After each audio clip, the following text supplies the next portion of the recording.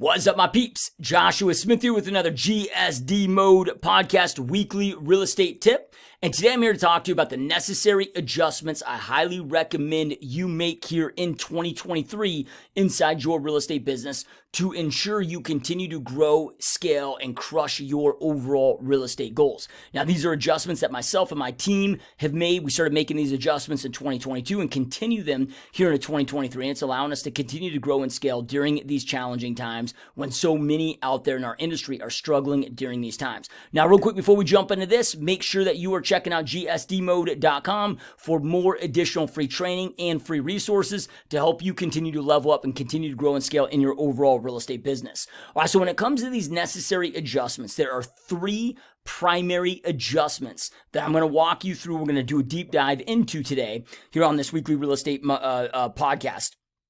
Tip podcast to again ensure that you are pivoting and you are adapting and going out there and crushing it in your real estate business. Now, before I jump into that though, because this is really important, when I talk about shifting and pivoting and adapting right now with the real estate market, a lot of people in our industry, and I want to share this just in case this is you, because I want to make sure that you don't have a closed mind when it comes to these adjustments, because these are adjustments everybody must be making. I'm having conversations with realtors, team leaders, and broker owners from all over the United States, all over Canada on a daily basis. And these are things that we are all experiencing to go out there and hedge for. But if you allow yourself to fall into this trap where it's like, oh, dude, my market is not shifting, it is not changing, it's still as hot as ever, because I understand that there is a subset of the real estate market throughout North America that falls under that bucket. But there are shifts, there are changes, there are adjustments that have been taking place, just maybe not in the way that you think of. So it doesn't matter what's going on in your local real estate market, whether you're in a seller's market, buyer's market, whether your market's softening, or whether you're seeing multiple offers, these adjustments apply. And it is due to the main primary thing that we are all experiencing right now, all throughout North America. I don't care where you're located at, which is transaction volume decline. If you look at here in the US, on a nationwide front, we are averaging year over year about a 37% overall transaction volume decline. Now, each of our markets are experiencing this on a different rate, a different level, and I'm going to walk you through and talk to you about how to calculate for that for your own market so you can go hedge accordingly. So this is going to be adjustment number one, is understanding what the transaction volume decline is for your market and hedging for that accordingly with your overall business plan. When I'm talking to agents or team leaders or broker owners that are struggling right now, this is one of the primary reasons that I'm finding that they are struggling right now, is because they are not making this adjustment. Look, you got to understand that you can't operate the way that you did in 2019 or 2018 or 2020 or 2021 and get the same result. Look, you can't always expect to do, what worked yesterday or what worked last year. Expect those things to work today. It's not how the world works. It's not how the business works. Definition of insanity is doing the same thing over and over and experiencing a different result. So I'm seeing so many people that are like, man, my transactions are just down. There's just a lot of people in my market that are unmotivated, or teams or brokers that are like, hey man, just can't get my agents to produce right now. I'm hearing a lot of that. Okay, well, we need to hedge and adjust for that, because transaction volume decline is a real thing. It exists. It's something, if you look at the magnitude that is taking place with this, with the consistency of the month over month, so the rate of transaction, or the length of the transaction volume decline, along with and you combine that with the rate of speed, the acceleration of it, this is something that we really haven't experienced. At least it hasn't taken place in my 18-year-long career. And I can't find evidence of this taking place at any point in time in recorded history when you combine those two things together. The length of month over month transaction volume decline with the rate of acceleration that it's declined. So if you look at nationwide, that means transaction volume decline here in the United States nationwide is down 37% year over year. So let's first talk about, what does this mean? That means that on a nationwide front, there are 37% less people willing or able to transact in this overall given economic climate. And there's so many different reasons for this. We're not going to get into all the different reasons because that's irrelevant. I'm not saying that they're not relevant, but it just doesn't, it is what it is. We just need to adjust accordingly. When you stack in inflation and you stack in all these other things, you got lesser people willing to buy and or willing and or able to buy or or willing or able to go out there and sell and transact overall in real estate. We've also got, for those of you out there that are markets like mine here in Phoenix, Arizona, that have been historically very investor heavy. Well, here in Phoenix, Arizona, if we look at, this year compared our year-over-year comparisons, investor transactions are down in my market like 60%. If I look at up until about first quarter of 2022, we had one investor client within my team that was on average buying over 20 properties a month. So we went from, doing over 240 transactions on a yearly basis with this one investor client. Well, when cost of capital went up, so interest rates went up, boom, they essentially completely pulled out. And we haven't done a transaction with them in now about 12 months. Well, we had to hedge for that. We had to adjust for that. I couldn't let my businesses drop by 240 transactions year over year. So we had to make up for that in other ways, which I'll talk about as we get deeper, into these three different adjustments. But adjustment number one is understanding what transaction volume decline is down for your area and adjusting and hedging for that accordingly with your overall business plan. So here's what you do. As of me recording this right now, it is June 11th, 2013. So the most accurate recent data that you're going to have for home closings for your market is going to be May of 2023. So go into your MLS and pull how many total homes in your MLS or in your market closed in May of 2023. So look at that number, whatever that number is, right? Then from there, I recommend that you go back to May of 2019. Why May of 2019? Because that's really like the last kind of quasi-normal year that we had. Then we had, the COVID lockdowns, which different things were happening in different places depending on how open or how severe your lockdowns were. But then we saw that kind of post-COVID catapult of real estate with all the money printing and low interest rates where shit just went haywire. Right? So 2019 is kind of like the last normal year that we had. So I recommend then you look at 2019. And you can also do like a 5-year standing average with this, but just a quick, easy way is look at 2019, May of 2019, how many homes closed either in your MLS or for your given market, and then you divide those out, right? So, okay, hey, man, if we're used to closing, if we close 5,000 homes for May of 2023 and we're normally closing 9,800 homes, May of 2019, okay, let me divide that out and see what that differential is. So whether that's 30% or 40% or 35% or 50%, right? That's going to give you a figure, give you a number. So if I look at my market, and then now this is total for over the last year as I go calculate this over a 5-year standing average, my market is down 39% from historic norms. So that means that I got 39% lesser people that are willing and or able to transact in this given marketplace. Now, this was the data that we planned on going into 2023 with. So we knew that, and we saw this going on again with interest rates and inflation, all this shit going up. And then you got people that are just, hey, I'm just on the sidelines right now because I don't know what's going on with the market. I don't know what's going on with the economy. I maybe don't know what's going on with my job or with my retirement. You got all these sellers that are like, hey, man, I'm locked in at this 3% interest rate. I don't want to sell my house right now. Again, there's so many different reasons that lead to this. But the reasons are irrelevant. What we got to understand is just, okay, like what is the current environment, the current situation that we're in? So whatever that number is, right, you take that, you go to your business plan, and when it comes to your lead gen and lead follow-up, you've got to increase that by that percentage. So historically, and we'll just use this for easy math's sake. I'm not saying that this is going to be the number, but let's just say with Facebook ads, as an example, you're historically converting 1 out of 100. Well, right now, and let's just say your percentage is 37%, which is the nationwide percentage. Okay, well, then that means historically, yeah, maybe I converted 1 out of 100 Facebook leads. Now I got to plan on 1 out of 137. I just need to generate 37% more leads per lead source and have 37% more conversations to equate to the same result. Then if you want to grow your business by 10% or 20%, okay, you need to hedge for that accordingly as well, right? So this is how you hedge for it because, yeah, you're going to have more conversations with people right now that are not motivated, right? Or that can't go out there and buy and sell for whatever reason or sitting on the sidelines. It's just going to take more energy and effort than it has historically. So this is something that we all need to take into account.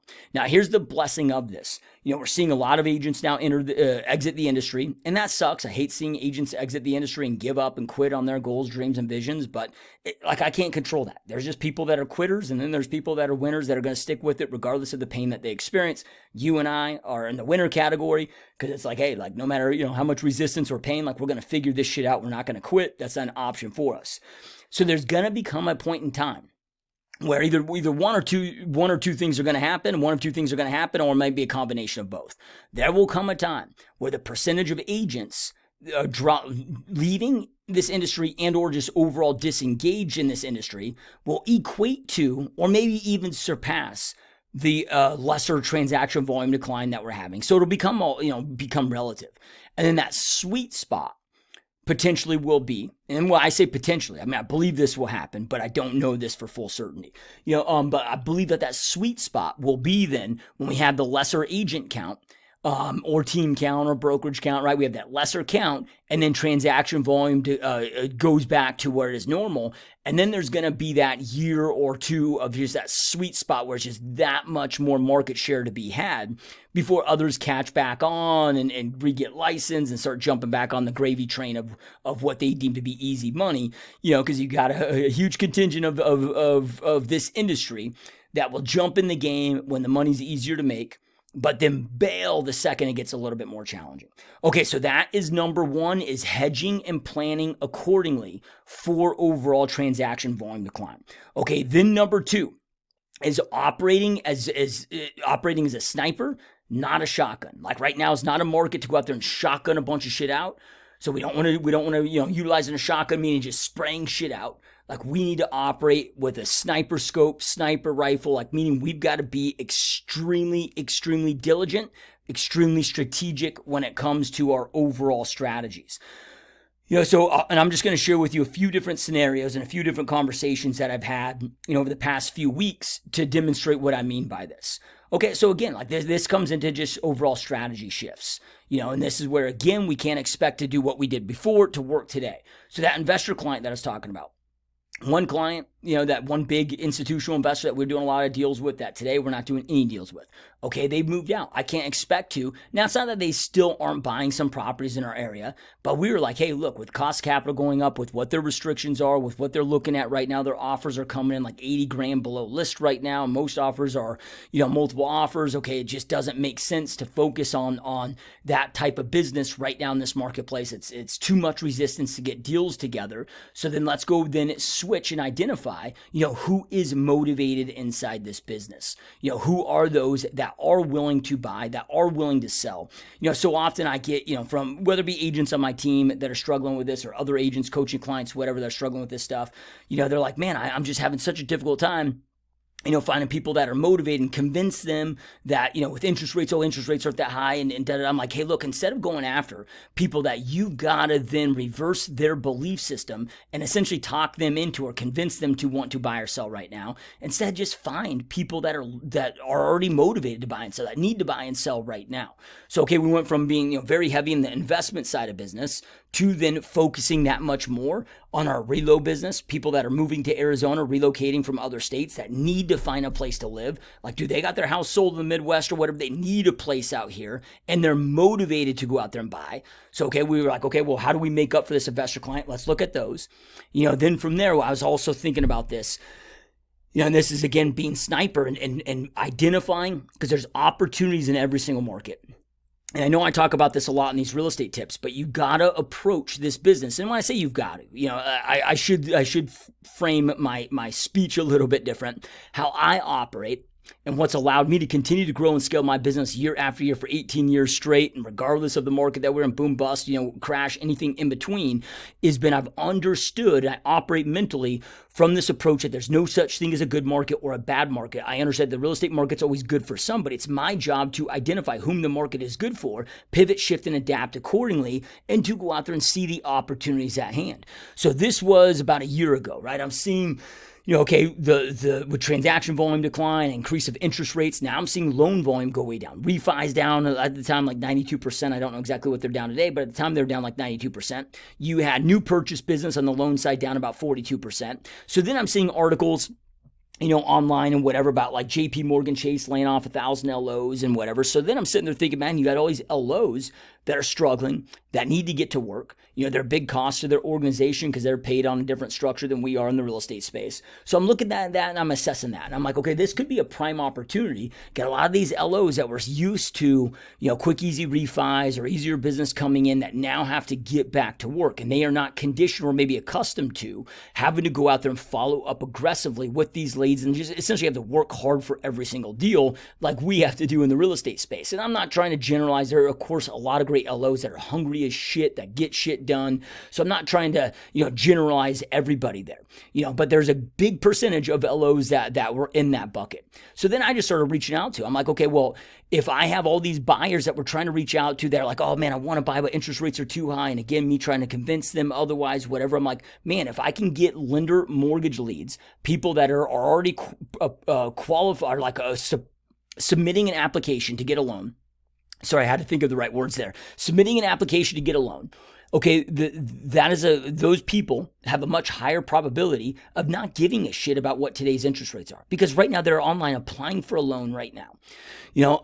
Then from there, I'm like, okay, you got a lot of these LOs that maybe aren't accustomed to having to follow up aggressively and work the hell out of getting that loan. So I just started approaching all these LOs in my market. And I'm like, hey, essentially, let me play ISA for you and your business. Let me and my team start reaching out to, all these quote unquote leads inside that you have in your database. So they're old and new. So these are, what is a lead? So I define what a lead was to them. So anybody that's reached out to pre-qual or had pre-qualled for a loan, but for whatever reason did not move forward with that lead, let me call these leads for you on your behalf. I will get them re-engaged. I will get them reinterested, or a big enough percentage of that where we both win. You get the loan, I get the buy side of the business, we both win, right? Well, these are people, I'm just trying to remove that resistance, look for opportunities and remove that resistance, right? So these are people much more motivated. They've already raised their hand that, hey, like they already know what interest rates are, and they're already taking that first step to go out there and initiate of applying for a loan. So it's like as long as all the other stars align, they don't give a shit that interest rates are 7% versus 3%. As long as they can afford it and get pre-qualified and can afford that payment, they're already moving forward. So I'm looking at that. I'm like, okay, that's least resistance, and that's a sniper approach, right? Versus just going out there and trying to get every single buyer out there. So we started looking at, okay, who is motivated during this time? Okay, another conversation that I had recently with, a friend of mine, and a coaching client of mine that was doing a lot of cold calling. They're doing a lot of cold calling, circle prospecting. Like, look, historically, I've had a lot of success with circle prospecting. Now, this is them telling me this. And they're like, but all of a sudden now, man, I'm not, man. I got all these sellers that they aren't looking at selling right now. Again, they're locked into a low interest rate on their home. They're looking at selling. And I'm like, look, dude, it's not that the phone's broken. It's not that cold calling is broken. It's just that you're calling the wrong people, right? Because again, with the environment that we are in, that's shotgunning things out. We got to be more sniper. I'm like, you need to identify in your market who is extremely motivated. So then we came up with a list of, okay, 5 different types of potential sellers right now that would and are extremely motivated in this market. So then that way we could get extremely, again, that sniper approach, right? These are people that, absentee owners and short-term rental property owners and even buy and hold investors in certain areas and for certain reasons. Of course, you got FSBOs, you got expires, but when we look at absentee owners, that's a great play, right? Like we started getting very strategic with, okay, what would be the highest probability of people that would have a need and be motivated to sell in these current market conditions. And another example that I'm going to give you here is from, a coaching client that called me the other day. And we having a conversation, was a potential coaching client that now is a coaching client, but called me the other day. He's like, man, I was doing Facebook ads and I was doing them in the past, but dude, like now I'm just getting 0 results, right? And I asked them what they were doing. And I'm like, look, you need to understand that Facebook, when it comes to paid advertising on Facebook, and not just paid advertising, the algorithms are always changing on the organic stuff. I'm like, it is more powerful than it's ever been before. And I've been hitting that game hard for, over 8 years. I spent over $1 million of my own money on paid ads and whatnot, my own ads manager account. So I play in there at a high level, and it's a huge part of my business. So I know it inside and out. And I said to them, look, it's not that it's not effective, but the strategy that you were doing a few years ago that you're retrying right now is broken, dude. Like that strategy is no longer effective, right? So you need to deploy a different strategy. And I walked him through exactly what that is. But that again is an example of, okay, like this is a medium that I was doing. This was a thing that I was doing. And it's not that the thing doesn't work. It's just in this current market, and or with Facebook, it's like the platform has just changed. You need to understand how the platform has changed and have the right strategy to go after it. So right now, again, we need to operate like snipers and not shotguns. So adjusting your strategy accordingly. And what I recommend here that you do is go after people that are motivated to buy and sell, where you have the least amount of resistance, and go out there and milk every opportunity that you possibly can that can exist or does exist in this current market climate that we are in. I created a video the other day on this for a weekly real estate tip. I think it was last week when I was talking about social media. And I'm like, look, man, we can all take advantage. Let's just say Facebook alone. Like Facebook has over 2.9 billion monthly active users. It's such an insanely powerful beast if the right strategy is deployed to it. Not even from a paid aspect, like an organic aspect to it. But a lot of people don't realize, historically, it was like the organic reach on our Facebook business pages was almost non-existent. Like Facebook used to almost make it where it was like you had to pay to go out there and reach even the people that followed and liked your business page. Now that's all flipped now. In 2023, that is all 100% flipped. Where our business pages, we get way more insane reach from our business page than you actually even can or do from your personal profile page. So it's just staying up with the times and understanding those current strategy shifts that we must make. But right now is a time where we've got to be smarter. We got to be more strategic. We got to go after the more motivated, right? Because again, when transaction volume decline has fallen off a cliff like it has in this time, we got to be more strategic to find the people that are motivated. We got to go out there because look, you don't need to go out there and work 40% more hours just because your market is down 40% with transaction volume decline. As long as you're being more strategic and you're adjusting this and you put in the right systems and the right processes and you're doing this correctly, okay, you can just go out there and operate that much more effectively and that much more efficiently and get that much more done in the same amount of time. All right, so then number 3, this adjustment here is you got to work smart, right? And this kind of combines with what I just covered here in section or part number 2 there, adjustment number 2. But when I say work smart, this is when it comes to tracking your data. Comes when it comes to understanding what truly works, what gets results. When you have clients coming in, taking the time to ask them how they first were introduced to you, what led them to reaching out to you, what led them to eventually working with you, so you can be hardcore with your tracking. Like right now, I need to know with every Facebook ad that came in, not that it just came from Facebook. I need to know exactly what ad campaign, what ad set, what ad inside that ad set. So I know from a copy perspective, I know all of that. So I make sure my CRM's tracking that. I know exactly which lead sources are procuring which outcomes, what my cost per acquisition is, all of those things. So you can get very diligent. And when I say work smarter, this comes down to really your tracking and when your systems and processes, so that way you can make smarter, more strategic decisions. So it comes down to your tracking, your systems, your processes, and your strategy. Those are the 4 things when it comes to working smarter. So then that way you can again operate like you are with a sniper scope and being more intentional, so you can get more out of with lesser effort. And then from there, just kind of a side note is, look, we don't know what's going to go on in the market. We don't know how long this is going to last, what this looks like. There's a lot of different camps out there. But look, and I'm not one to sit here and say the market's going to be fine or if it's going to crash or look, it's going to do what it's going to do. It's beyond me. It's beyond my control. I have no idea what's going to take place. However, I believe in operating for, hope for the best. And this is my operation style. Hope for the best, plan for the worst. There are a lot of brilliant, smart minds that are more brilliant and smarter than you and I that are predicting that this overall economy and the overall real estate market is going to get ugly. There's a lot of people out there right now that, again, are extremely brilliant that are saying that right now they believe it looks more like, 1929, 1930 than it did 2007. So looking at Great Depression, not Great Recession. Now, I don't know if that's going to come to fruition. Who freaking knows, right? Like, I'm shocked the market didn't already crash, right? And the reason why I say that is I believe it 100% would have if we weren't, if we didn't have QE infinity and all this insane monetization of debt. If you look at from 2007 to current, we've had 1% decline in GDP growth year over year. It's all been made up through monetization of debt and quantitative easing. Without that, we'd be in a 16-year-long depression right now. So we already live in this artificial economy. How long can this go on? I don't know. How long can this, can be kicked down the road? I don't know. All these people that I'm seeing and going out there that are posting certain things like, all these people said the market was going to crash, hasn't crashed, told you so. And I'm like, look, dude, that's only because we are living amongst an artificial economy. It keeps getting propped up and up and up. Now, maybe we do operate where monopoly money exists and there is no such thing as real money, and how we've been taught and to perceive money and to understand money and how the monetary system works. Maybe all that shit's bullshit and it's all an illusion, and because that's how we're operating right now. So with that being said, I don't know. Like, can they keep kicking down the can down the road for 5 years, 10 years, 20 years, 30 years? What I do know is there's been 500 fiat currencies prior to the US dollar. They've all suffered the same fate. At some point, the house of cards comes down. I don't know when that's going to be.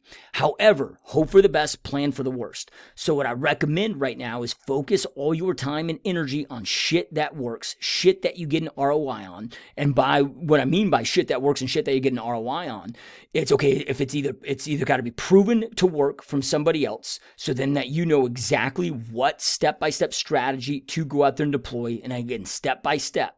So many think that, this lead gen strategy is crushing it for this person over here. That's not enough, right? Because leads themselves, I can get all these leads. That isn't enough. Like, okay, what exactly are they doing when that lead comes in? What's the first thing they do? What's the second thing that they do? What's their short-term nurture plan? What's their medium-term nurture plan? What's their long-term nurture plan? What are they truly doing to get those conversion rates, to get that ROI that they're getting? I'm going to go out there and make sure I fully understand that, I have that fully documented, so I know exactly from A to Z what to do to ensure my success, with this overall strategy. So it's either things that are proven to work from trusted individuals that you can trust and that pay attention to their business and are smart operators, or it's been proven to you to work. And right now, it's like, I'm not going to invest in anything right now where I'm not getting at least a 400% ROI on it. So what that means is I stick in $1, I get back $4. So quit this trading for money bullshit. Stick in $1, get $1 out, right? Like, dude, if you're not getting a 400% gross, ROI, I recommend to not do it right now. Right now, you got to be smart with your actions, smart with your money, work your ass off, bank as much capital as you possibly can, so you can be in a position, regardless of where this thing goes. That way, like, if because if the thing crashes, okay, you want to be in a position to be floating yourself, but then you also want to be in a position to take advantage of the opportunities at hand. Right? There's more millionaires and billionaires created during down markets than there are up markets, so you want to be in a position to take advantage of those. And if things keep going great, right? Like, you just have that much more money in the bank, and again, that much more to continue to run your operations with, and all of that stuff. So, again, work smarter. Yeah, you got to work hard right now. I'm not going to say, work smarter, not harder. Right now is one of those times where we got to work hard and we got to work smart. I'm not one advocate. If I have a teammate come to me right now, an agent on my team, that's like, I'm just seeking balance right now. I'm like, now's not the time for balance. I get it. I understand it. I want days off too. I want time off too. I mean, fuck it. Sunday evening right now at 6:51 p.m. I'm here in the office recording this content. Got to get this shit done. Spent a little time with the family this morning, but now I'm in the office getting shit done on a Sunday. Not taking days off. I'm not taking any days off right now, right? Because I want to be in the best position I possibly can to capitalize on these markets and go out there and do what I got to do to make sure my family's taken care of and to create big future opportunities for myself and my family. So right now I don't believe is the time to take it easy and take breaks. We're in a challenging time. We got to go out there and work hard and work smart, but this too shall pass and this will pay off. All right. So make these shifts, take massive action, and you will continue to dominate. Hope you found this tip helpful. And if you enjoyed this tip, make sure to check out gsdmode.com for more additional free training and more additional free resources. Keep crushing it, keep kicking ass, and I'll see you next time. Peace.